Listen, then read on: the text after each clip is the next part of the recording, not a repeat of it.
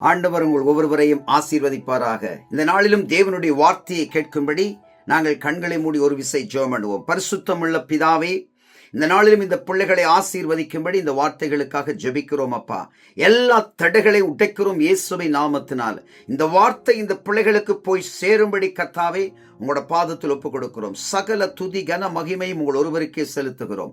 இயேசுவின் நாமத்தில் ஜெபிக்கிறோம் எங்களை ஜீவனை கொடுத்த நல்ல பிதாவே. ஆமேன், ஆமேன்.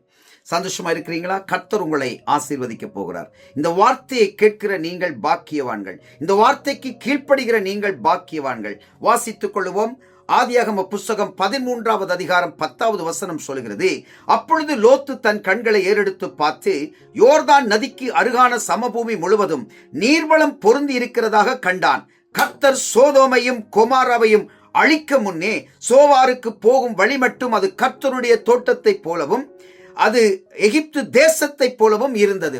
எப்படி வசனம் சொல்கிறது என்றால், அது கர்த்தர் அந்த சோதோமையும் கொமாராவையும் அழிக்க முன்பு, சோதோமையும் கொமாராவையும் அழிக்க முன்பு அது கர்த்தருடைய தோட்டத்தை போலவும் எகிப்து தேசத்தை போலவும் இருந்தது.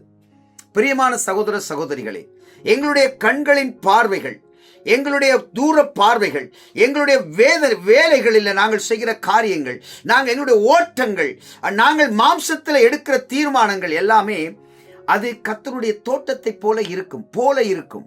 அது கர்த்தருடைய தோட்டம் அல்ல, அதை போல இருக்கும். நான் இது கர்த்தருடைய நடத்துதலின்படிதான் செய்கிறேன் என்ற அந்த எண்ணம் எங்களுக்கு இருக்கும். ஆனால் நாங்கள் கர்த்தருடைய வார்த்தைக்கு கீழ்ப்படுகிறோமா, கர்த்தருடைய வார்த்தையின்படி நடக்கிறோமா என்று நாங்கள் அலசி ஆராய்ந்து பார்க்க வேண்டும். இந்த வசனத்தை தொடர்ந்து வாசிக்கும் போது, இந்த காரியங்கள் நடந்த பின்பு, இது எங்கு வாசிக்கிறோம் என்றால் ஆதியாகமம் 15வது அதிகாரத்தில் 1வது வசனத்தை வாசிக்கும் போது, இந்த காரியங்கள் நடந்த பின்பு கர்த்தருடைய வார்த்தை ஆபிரகாமுக்கு தரிசனத்திலே உண்டாகி, அவர், ஆபிரகாமே, நீ பயப்படாதே, நான் உனக்கு கேடகமும் உனக்கு மகா பெரிய பலனுமாயிருக்கிறேன் என்றார்.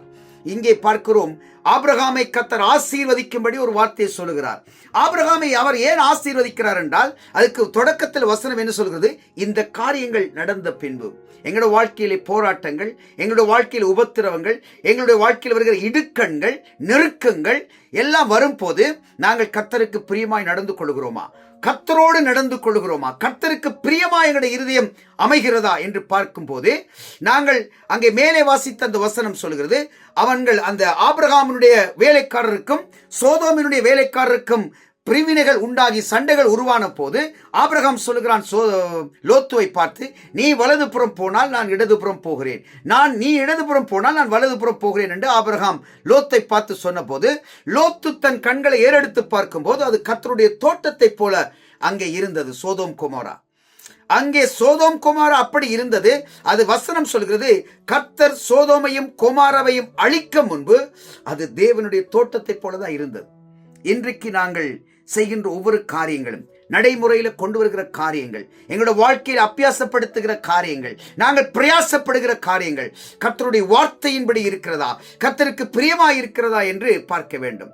இங்கே 15வது அதிகாரம் ஆதியாகம புஸ்தகத்திலே 1வது வசனம், இந்த காரியங்கள் நடந்த பின்பு என்று வசனம் தொடங்குகிறது. அங்கே வசனத்தின் அந்த தொடக்கத்தில் வாசிக்கும் போது, அங்கே கர்த்தர் ஆபிரகாமுக்கு தரிசனத்திலே வந்து நல்ல வார்த்தைகளை கொடுக்கின்றார்.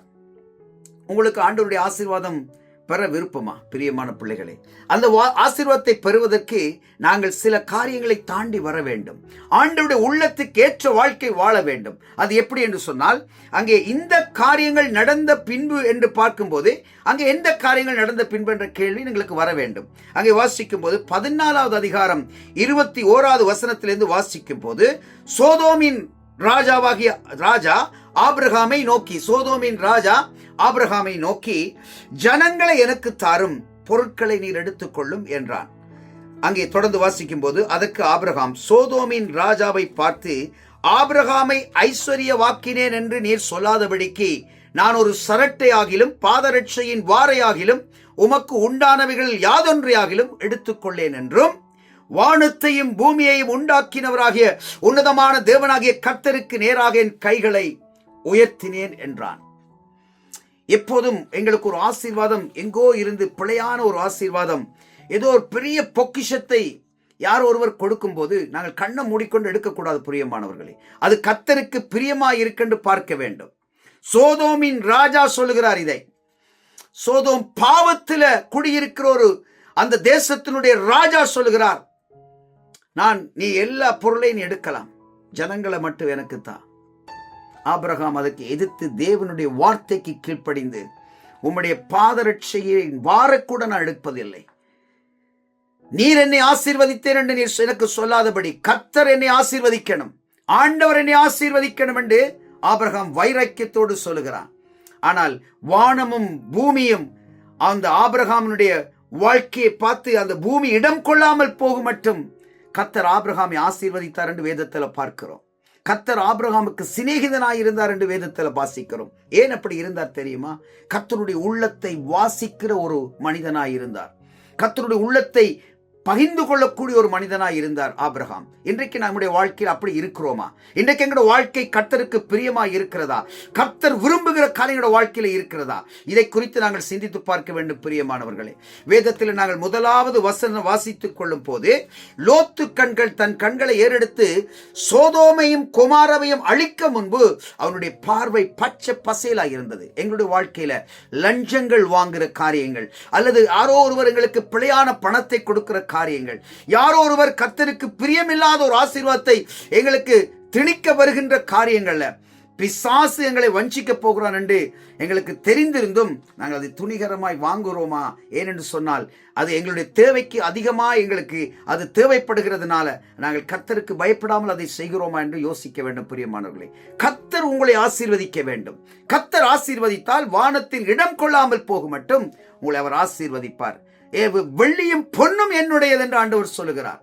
பூமியினுடைய எல்லா சகல ஆசீர்வாதங்களும் என்னுடையது என்று ஆண்டவர் சொல்லுகிறார். ஆகவே ஆண்டவருடைய ஆசீர்வாதத்தை பெற்றுக்கொள்ள ஆண்டவருடைய வேதத்தின்படி நாங்கள் வாழ வேண்டும். எங்கள் கண்கள் எப்பொழுதும் கர்த்தரை நோக்கி காத்திருக்க வேண்டும். கர்த்தருடைய பிரசன்னத்தில் நாங்கள் நிலைத்திருக்க வேண்டும். கர்த்தரோடு பேசிக் கொண்டிருக்கணும்.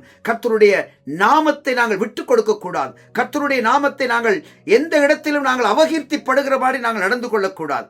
இதிலே கவனமாய் இருக்க வேண்டும் பிரியமானவர்களே. இந்த ஆசீர்வாதத்தை சுதந்திரித்துக் கொள்ள கர்த்தருடைய வார்த்தைக்கு எங்களை கீழ்ப்படி ஒப்புக் கொடுக்க வேண்டும் பிரியமானவர்களே. தலைகளை தாழ்த்தி ஜெபம் பண்ணி இந்த வார்த்தைக்கு எங்களை அர்ப்பணிப்போமா? ஆபிரகாம் சொன்னது போல, உம்முடைய பாதரட்சையின் வாரை கூட நான் தொடுவதில்லை, நீர் என்னை ஆசீர்வதித்தேன் என்று, நீ உம்மாலே நான் ஆசீர்வதிக்கப்பட்டேன் என்று நீர் சொல்லாதபடிக்கு நான் உம்முடைய சிரட்டை ஆகிலும் நான் எடுப்பதில்லை என்று, உம்முடைய எந்த ஒரு காரியத்தில் ஒரு சின்ன காரியத்தை கூட நான் எடுத்துக்கொள்வதில்லை என்று ஆபிரகாம் வைராக்கியத்தோடு சொன்னான். அதே போலதான் நாம ஆண்டவருடைய சமூகத்தில் அர்ப்பணித்து, ஆண்டவரே எனக்கு உங்களுடைய ஆசீர்வாதம் மட்டும் போதும், ஆண்டவரே நீங்க கொடுக்கிற எப்பேற்பட்ட விதத்தில் நீங்க கொடுக்கிற ஆசீர்வாதம் எனக்கு போதும் என்று சொல்லி அந்த ஆசீர்வாதத்துக்காய் நாங்கள் காத்திருப்போம். கர்த்தர் நிச்சயமா உங்கள் ஒவ்வொருவரையும் ஆசீர்வதிப்பாராக. கண்களை மூடி ஜெபமனோமா? பரிசுத்தமுள்ள பிதாவே, ஆண்டவரே கர்த்தாவே, சோதோம் கொமாரா அழிக்கப்பட முன்பதாக லோத்து அந்த தேசத்துக்குள்ள போனான் என்று நாங்கள் பார்க்கிறோம். ஆண்டவரே கர்த்தாவே, அந்த தேசம் பாவம் நிறைந்த ஒரு தேசமாய் இருந்தது. ஆண்டவரே நீர் ஆபிரகாமை காப்பாற்றும்படிக்கு லோத்து அதை இந்த தேசத்தை தெரிந்து கொள்ளும் போது ஆபிரகாம் மற்ற இடத்துக்கு போனான் என்று நாங்கள் பார்க்கிறோம். அதே போல ஆபிரகாம் தேவனுக்கு பிரியமாய் இருந்ததினால அவன் பூமி கொள்ளாத வரைக்கும் அவனுடைய ஆசீர்வாதம் பெருகினது. பூமி தாங்கக்கூடாமல் இருக்கிற அளவுக்கு அந்த ஆசீர்வாதம் பெருகினது என்று வேதத்தில் நாங்கள் வாசிக்கிறோம். ஆண்டவரே எங்களை உங்களோட பாதத்தில் ஒப்புக் கொடுக்கிறோம். நாங்கள் வேதத்துக்கு புறம்பாய் ஒரு ஆசீர்வாதத்தை தேடாதபடி, கர்த்தருக்கு பிரியமில்லாமல் வருகிற எந்த ஒரு ஆசீர்வாதத்தை நாங்கள் எடுத்துக்கொள்ளாதபடி, கர்த்தருடைய ஆசீர்வாதத்தை நாங்கள் சரியாக நாங்கள் புரிந்து கொண்டு அதுக்கு ஆண்டவரை நாங்கள் தகுதியுள்ள பிள்ளைகளாய் மாறத்தக்கதாக வாழ்க்கையை கர்த்தர் ஆசீர்வதிங்க. உங்களோட கருத்தில் எங்கள் ஒப்புக் கொடுக்கிறோம். கேட்ட பிள்ளைகள் ஒவ்வொருவரையும் அவர்கள் கீழ்ப்படிந்து இந்த வார்த்தைக்கு தங்கள் அர்ப்பணித்தால் அவர்களை மறக்காதபடி ஆசீர்வதிங்கள் சுவாமி. இயேசு கிறிஸ்துவின் நாமத்தினால் ஒப்புக் கொடுத்து ஜெபிக்கிறோம் ஜீவனை கொடுத்த நல்ல பிதாவே. ஆமேன், ஆமேன். இந்த வார்த்தையின்படி நீங்க கீழ்ப்படிந்தால் நிச்சயமாய் கர்த்தர் உங்களை ஆசீர்வதிப்பாராக. God bless you. கர்த்தர் உங்களை ஒவ்வொருவரையும் ஆசீர்வதிப்பாராக. ஆமேன், ஆமேன்.